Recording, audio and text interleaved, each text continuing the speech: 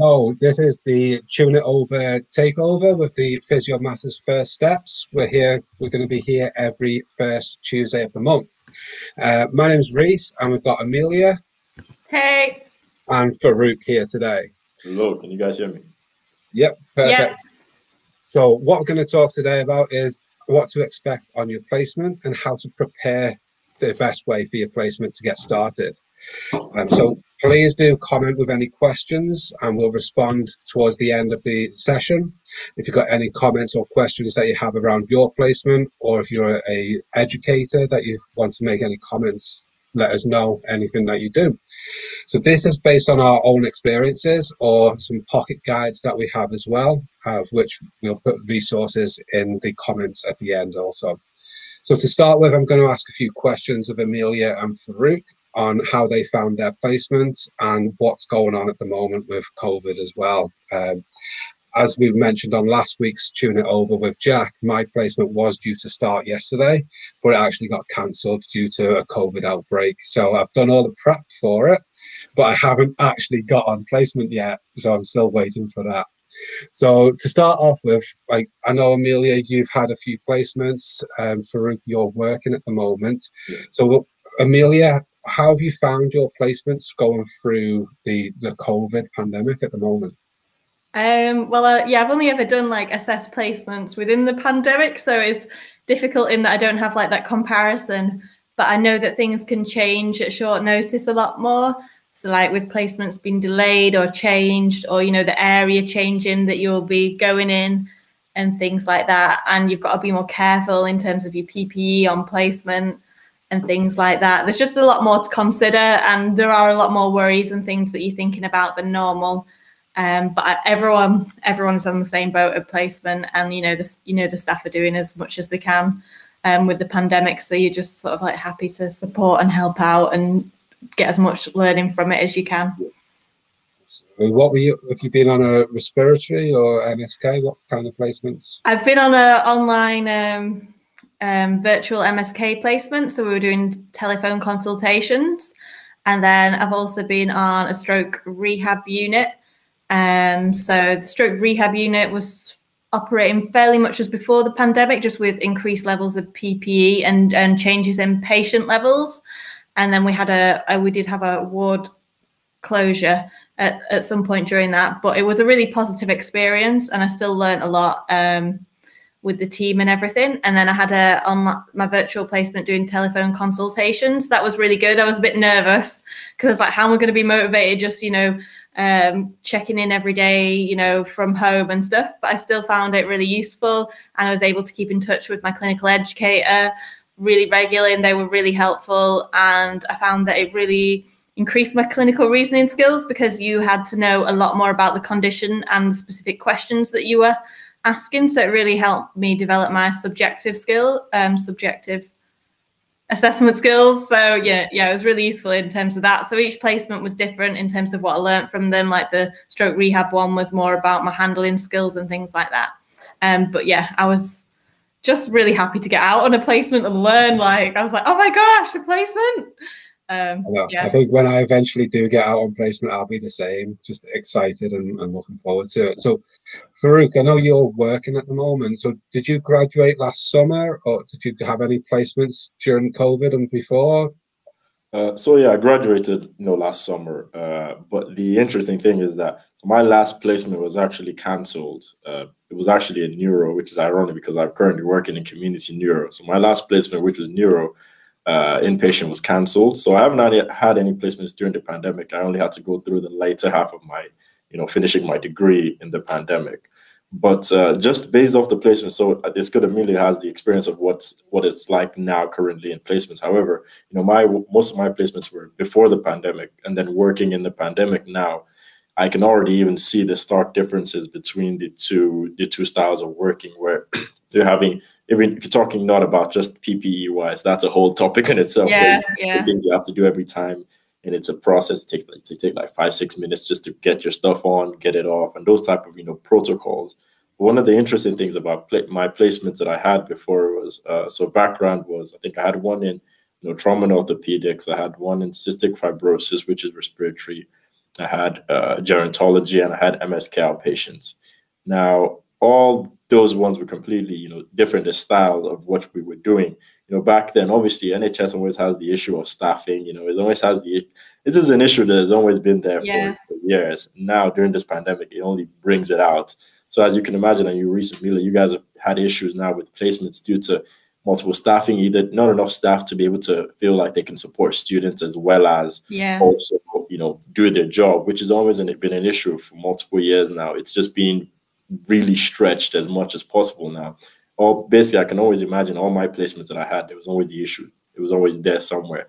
Even now, as I'm working, I think both places I've been, there's always some staffing issues, which is a big issue when you're talking about placements, because students need qualifieds to be able to take you, and then for me it's a so I don't go off topic too much. It's a catch-22 where you need to train students with placements so that you guys can come and work as well. However, if we're not able to give you placements as well, how are you going to come as well? And then the staff shortages keep going, and it's basically a slippery slope of you don't have staff, you're not going to be able to train students, and then you're not going to have staff because the students aren't ready, and it's a big problem. And for me, the differences between the two of working non-pandemic and during pandemic are almost night and day, because now there are increased loads on all services, and it's completely appreciable because now we have waiting lists and we're trying to get through the waiting list as best as we can. And it's just basically brought forward a lot more issues that were already there before, and basically taking them to the max. Taking it back to your placements, what did you do best to prepare for the placements? Amelia, you've had some going over with COVID, and Farouk, you've had some prior to COVID. So what would you do to prepare yourself best for placements? Start with you, Farouk. I think, preparation for placements, for me, my style of learning is I always call it adaptable because I don't like to give. I adapt to things, but absolutely preparation is a big one.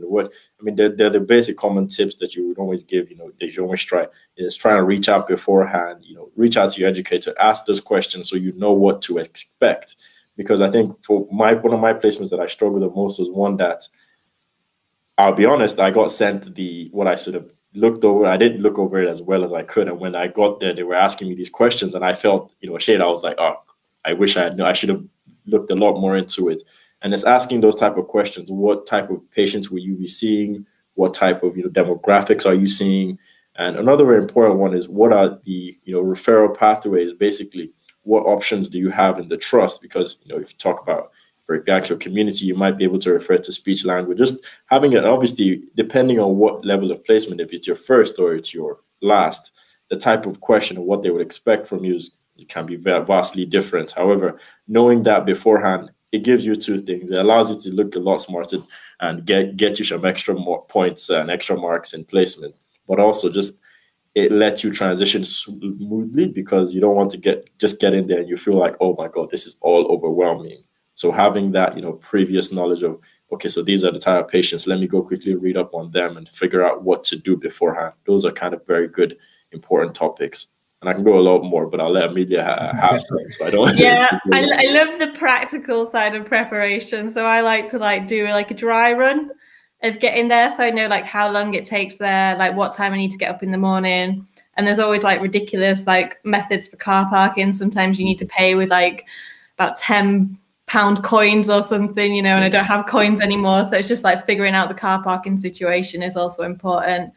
And then just asking about what uniform you need to wear, and, just practical stuff like that. And how are you going to relax the weekend? Because it's a different sort of pace of life to university. Yeah.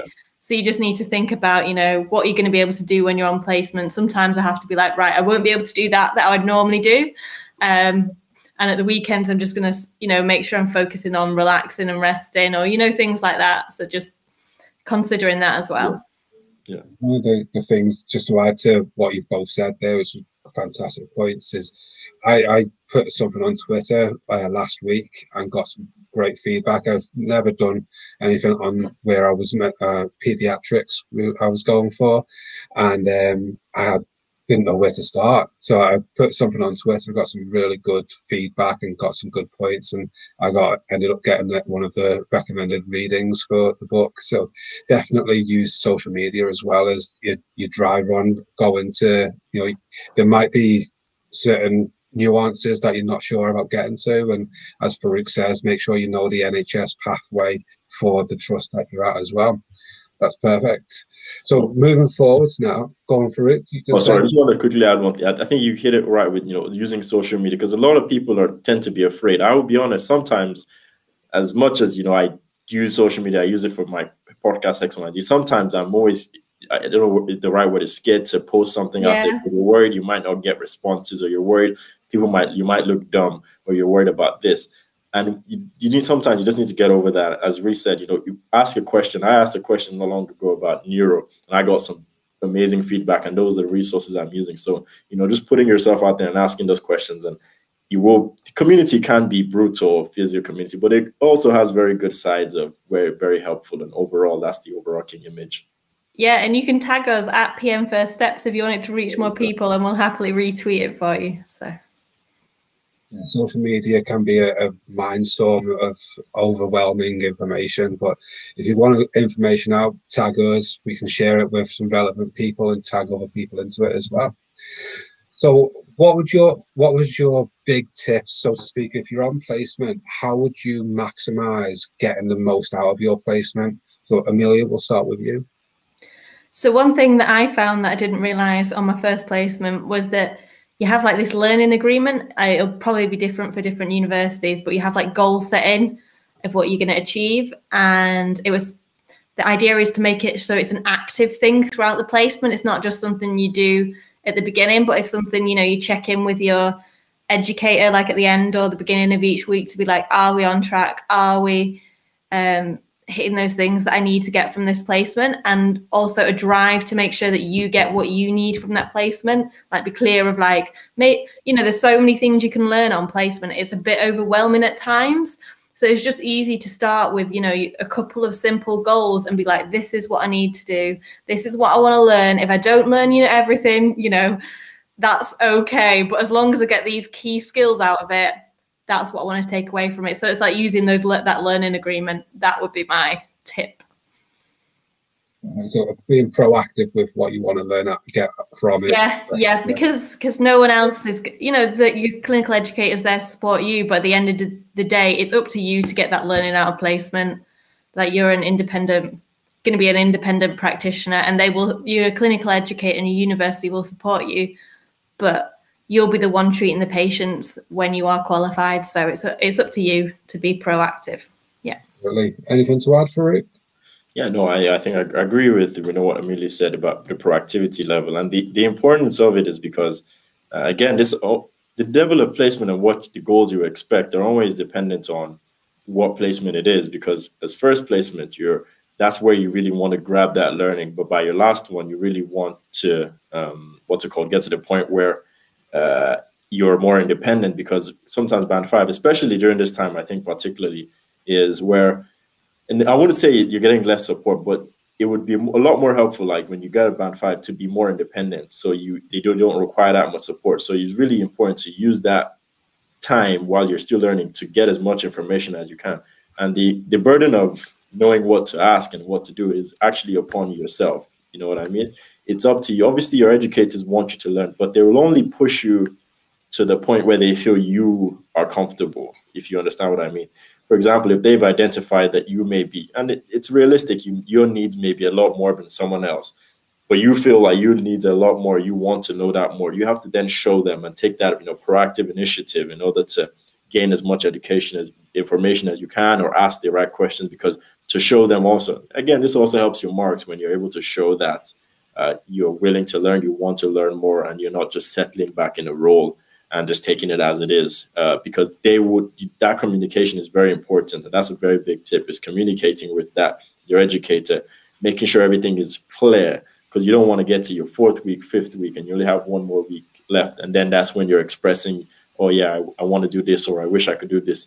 Then you have a condensed time that they can't grade you enough. So setting it out from the start of your placement, what do you want to learn, what do you want to do, where you think you are. And by the end of the first week, second week, you should be able to get a proper grip of, where you see yourself in a few weeks, or what you fully want to achieve out of this whole placement. Would you do that goal setting? Sorry, Amelia. Sorry, I just wanted to say that we've got a comment in the chat. So I don't know if you want to from Joe. So I don't know if you want to mention that at the end or.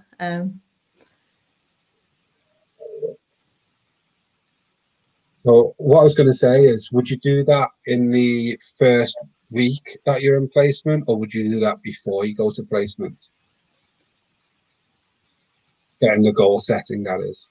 In the first week.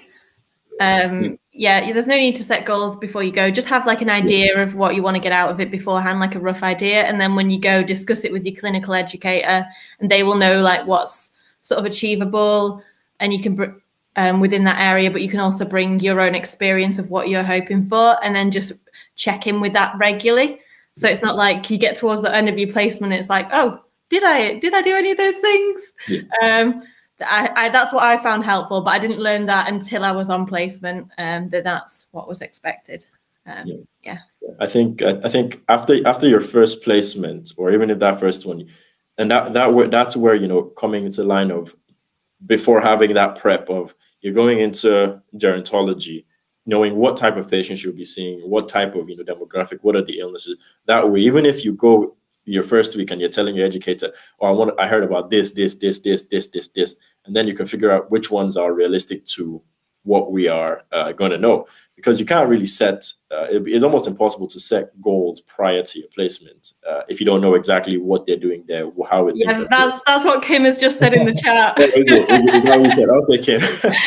Yeah, because it's almost, you can't know. It's only going there with expectation to say, oh, I would like to learn this, and you figure out, can I learn this on this placement? Is that what we're doing here? But ultimately, it will be dependent on what you're actually doing on that placement. And as Amelia said, I think the first week is a good week to gauge. And during most placements, that first week is where you get settled and you figure out what you're doing. You're setting all your goals, and you're figuring out, okay, what am I actually realistically going to learn from here? But one thing I will add is, after that first week and you get your grounding, it's very important to show proactivity. I remember my gerontology one, for a presentation, I decided, let's check out the elderly mobility score just to see if it's a practical thing. And that type of thing is one thing that they'll look at you and say, we may not have been doing it on the ward, but we are open to try it. Obviously, it gives you good extra marks. And then you figure out, is this actually practical for where I am working? So it comes in line with that, proactivity and setting it within the first 2 weeks of your placement most of the time, as Amelia said. Absolutely. That's a good point as well, that obviously you mentioned Farouk. I thought you were reading Kim's comment there. Very coincidental. To say that it's impossible to set goals before a placement, because I think if you're a student like myself, or obviously you as well, Amelia, for me, not having a placement yet, there's a lot of anxiety, a lot of what am I meant to do to maximize. So what I look at, is potentially adding to the anxiety of, oh God, I need to set these goals, but I don't know what to expect. So doing that in the first week or the second week would be ideal, and sitting down with your educator as well to set those goals in a proactive two-way conversation, not just your educator telling you these are the goals there. So speaking of the first week, we've got a comment there from Kim. Any tips on cutting down the first week admin? So Amelia, what would you say about the admin that's in the first week? I would say just like have a list of what you really need to do, like what is essential to do. There's some things that you can do that are extras if you've got time that the university wants you to do that are good for your learning, but make sure you know what the essentials are so you hit them. But also there is going to be a lot of admin, so just be aware of that and make sure you're setting yourself aside enough time and making your clinical educator aware of the admin that you have to do so that you have enough time. Because the last thing that I want to do is come home when I'm really tired and do lots of stuff in the evening. So I try and get as much of it done during placement hours as possible, because it is really tiring being on placement. So and the admin does take time, so you just got to allow for it. But yeah, it is tough. But yeah, that would be my tip. Yeah, I think in order to cut down admin, it's the most important thing you have to realize is some of it is Absolutely, it's grueling, but it's necessary. But the one thing you can do is, and this may, people may, it may come off one way or the other, is, you need to pester your educator to get it done within that first week, to try anything, basically, as we said before, goal setting, anything that you need to be done, because what you don't want is to drag it along into the next weeks, because at that point, if you're imagining you're trying to build a small caseload or build something, and then you're still worrying about, oh, I haven't signed off this, or I haven't filled out this form. You really want to try and do it within those first few days. And that's something that I find educators are, quite good with. But some, it's life. Some people different than others. But you can always try and pester in a sense, or say, oh yeah, we need to quickly do this and this and this, because you don't want to be taking it into next week. But some, to be honest, the first week admin is almost inevitable. But the important thing is trying not to drag it into the next coming weeks, because that also, some people may interpret it that it doesn't look good on your side if you're not, proactive, showing that you really want to get all these things done, so you can actually establish what is non-admin stuff you need to be doing. I hope that answers the question, Kim. It's a difficult one, but it's inevitable that admin, but you can get on top of it as soon as possible to get it wrapped up. Those like myself that haven't had that first week, what kind of admin can you expect going into placements? Obviously, you've got your SOAP notes, your notes, clinical notes. Is there anything added to that? I think it's different for each university, and I would just check with the university. I feel like we could, that is all I'm going to say. It's completely different for each university. So, yeah, I think, I mean, listen, it's different for universities, and it's different from trust to trust. So, yeah. So this is the best advice I can give on that front of what to expect is, you might go into a trust, and the first week you're running through their own trust, student placements, where they're telling you, what a student can do, what a student cannot do, what are your limitations, how to get your notes signed off. Are you on an electronic system? Are you paper-based? Those are the type of things you might get in that first week. While some other places they're basically using whatever your university has given them. In that, I'm sure each of us have those booklets, student placement booklets. So that's what they will just give you and say, we're going to run through with this, and we don't have specific trust stuff. So it's always trust based, and uni to uni. So it's very dependent, and knowing which one it is beforehand might give you a bit of a helping hand. But I would, your first day, you probably will find out all of that on that placement, your first day. So don't worry too much about it.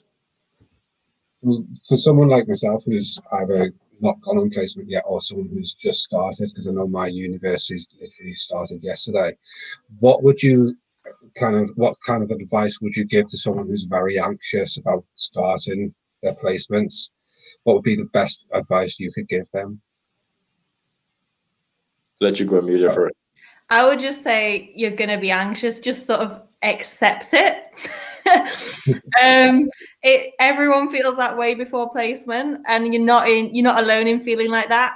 The way that I personally handle it is through preparation, like doing that dry run, making sure I've spoken to the placement so I'm clear of what I'm expected to do on the first day, what's expected of me. And like, as you say, posting on Twitter, get a bit more information about the area. And I also, like, if I've got any concerns on placement, I'll message my other physio course mates, because they're always good at supporting me. I'm like, oh my gosh, I'm well nervous about going to placement tomorrow. And they're like, it's okay, you can do it, Amelia. And just getting that positive reinforcement. But I know I can always speak to my university or my clinical educator if I've got any problems and if anything's going wrong, because everyone expects that things are going to, go a bit differently within the pandemic. No one's expecting you to be like this perfect student, especially within these sort of situation and scenario. Like, everyone's aware there's a pandemic going on, so you've just got to give yourself a bit of a break, be kind to yourself. You're turning up, you're doing the best you can, and that's enough. And it's okay to be out of your comfort zone. You've got to be aware of what you can do safely within clinical practice, but it is all learning, so it is going to feel a bit uncomfortable. And I like to know what I'm doing, so I find it difficult. But we are learning, and you've just got to tell yourself that you're not going to know everything straight away. Yeah, absolutely. I think that's an important point. Is you've mentioned we have a WhatsApp group or a Facebook group with all the students of my year in. And I feel like sometimes that's not maybe used as much, but we can lean on each other. We can ask each other questions, and lean on each other with regards to some anxieties around, especially going on at the moment with COVID and restrictions around placement. So, what about yourself, Farouk? What would you give to students? I think Amelia answered it very well, and so I would repeat to everything she said. But the one I want to hammer on is using your friends who have had. A lot of the times you'll find your friend has had a similar placement before. So that can really be a way you can use to calm yourself down. When you ask them, okay, so what can I expect? What can I expect? What is it like there? Is it busy? Is it this? Because the most of the times, like, anxiousness and anxiety comes from not knowing, when you're not sure what to expect, when you're going in there, you feel like you're going in blind and anything can hit you with anything. When you ask someone and they tell you, they can give you a rundown of, my first week was like this, those type of things can help calm your nerves. So I had a placement and my friend had one. I just told him, I said, this is how the ward is, this is how it could be, this is how your educator might be as well. This is so when you have the adequate preparation, you can expect those type of things. It helps you bring those nerves down.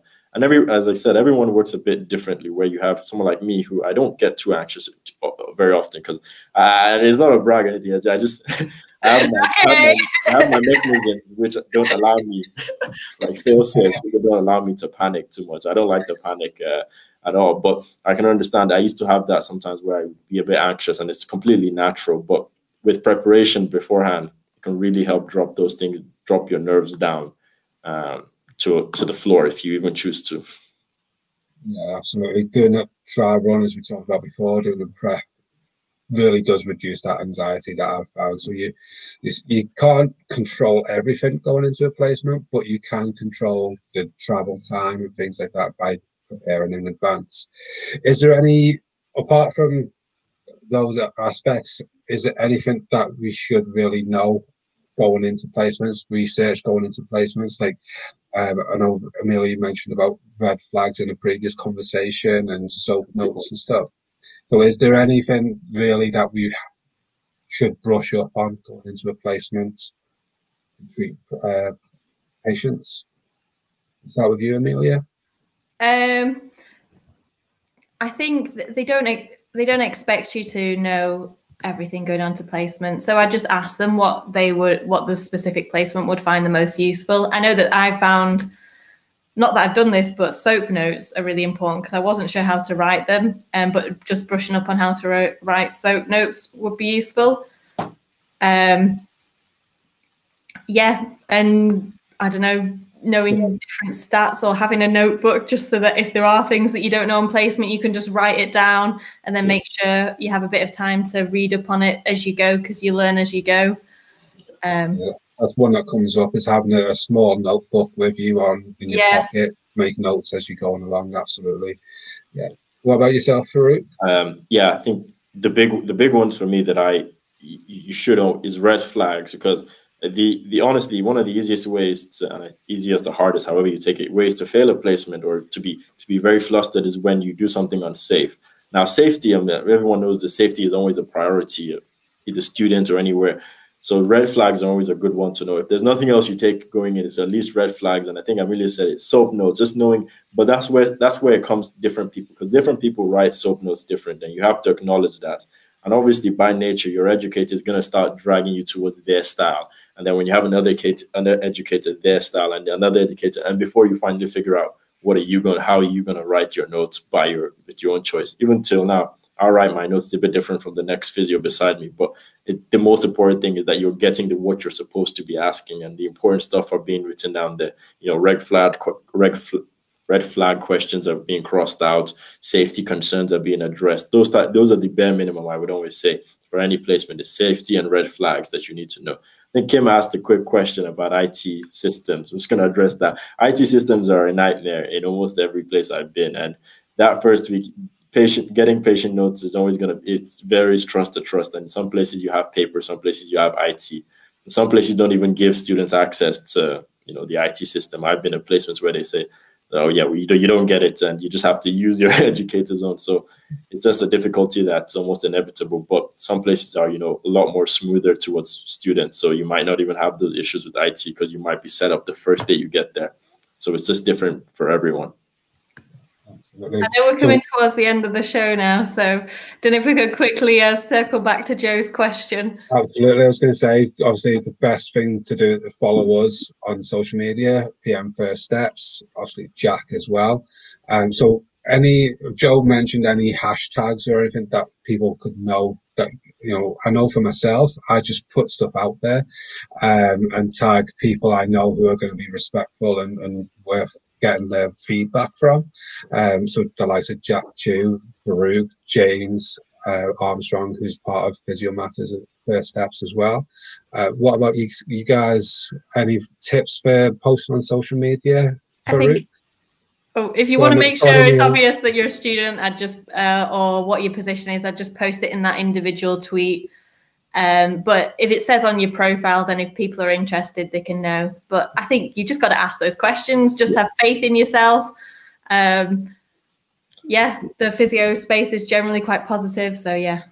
Yeah, I'll just wrap up in a second. I think Joe has an interesting idea of using a hashtag, which is something we could look into, making a hashtag specific for, physical clinical questions that obviously you tag, PM First Steps and use that hashtag so that other people might just stumble across it. But it's something we might look into and see, because that's a good idea, actually. Absolutely. So that's us running out of time now. We've run over a little bit, so hopefully Jack won't shout at us too much. I'm sure it'll be fine. But any finishing comments from yourselves that you'd like to add that we haven't spoken about yet? Amelia, or anything? I just think that placements at this time can be difficult. So make sure you keep in contact with your course mates, your tutor, your clinical educator. If you have any difficulties at all, just speak to someone who you feel comfortable speaking to, because it is difficult at the moment. And, we want to make sure that you're getting the support that you need. Yeah. And my final thing is I think the placements at this time particularly will be a lot more different and challenging. But however, when I always think of things and I think of how difficult they are, I think of the end of it when I get to the goal. And if you think about it, you've been through, I'm very similar like you've been through quite a few different things that are challenges, but you'll still keep going. And if you think about it, when you finish, qualify, it's going to be so much more rewarding, and you're going to have so much more, relevant experience in the sense of you'll know how things are going to go forward. Whereas some people are, changing with the times, where that's how you're going to know what to go forward. So, just have to keep pushing through and don't crack. You're diamond, man. Don't crack. Yeah. And, my final thoughts would be a lot of people are stressed. A lot of students are stressed at the moment, and the lecturers trying to find us placements. It's sort of stress all around. So try and stay calm. If you want to contact us, and feel free to reach out to us. PM First Steps, or myself, Reese, Farouk, Amelia will attest to that. If anybody feels like they need to let out some steam, feel free to contact us, because sometimes it can get a little bit much talking behind a screen to everybody and not having that interaction face to face in person. So absolutely, but we will get there. We will get out on placement, and we will qualify in the end. And similar to what Farouk said, I remember a saying that is train hard, race easy. So hopefully this training being so difficult and so challenging, when we do qualify, it might be a little bit easier. The expectations might be a little bit less.